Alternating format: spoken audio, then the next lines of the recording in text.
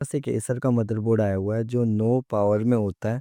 तो मैं इसकी सारी सप्लाई नापता हूँ, रैम पे डाटा देखता हूँ तो रैम पे बिल्कुल डाटा हाई आ रहा होता है, और इसकी सारी वोल्टेज जब चेक करता हूँ तो सारी वोल्टेज बन रही होती है, पर फिर भी इस पर डाटा नहीं आ रहा होता। जब मैं रैम की सप्लाई चेक करता हूँ तो इस रैम की जो कोयल है इसके दोनों साइड में वोल्टेज ही वोल्टेज आ रही होती है, मतलब आउटपुट में वोल्टेज आ रही होती है, इनपुट में भी वोल्टेज आ रही होती है। जो कोयल की दोनों साइड वोल्टेज आ रही है, लेकिन कोयल का सीक्वेंस क्या रहता है कि एक साइड पल्स आनी चाहिए और एक साइड वोल्टेज, पर इसके दोनों साइड ही पल्स नहीं आ रही होती, खाली वोल्टेज वोल्टेज आ रही होती है।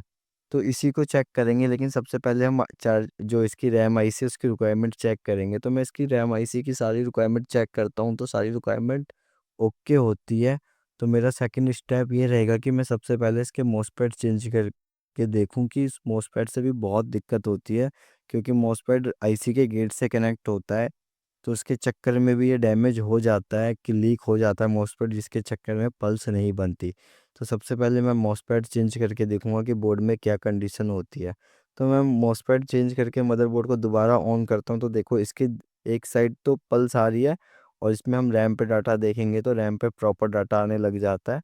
और पहले आपने देखा होगा कि इसके एक साइड में पल्स आ ही नहीं रही थी, तो ये इसमें कीबोर्ड पे भी डिस्प्ले आ जाता है। आपने देखा कि इसमें ये मॉसफेट ही खराब थे, जिसके चक्कर में रैम सप्लाई प्रॉपर नहीं बन रही थी।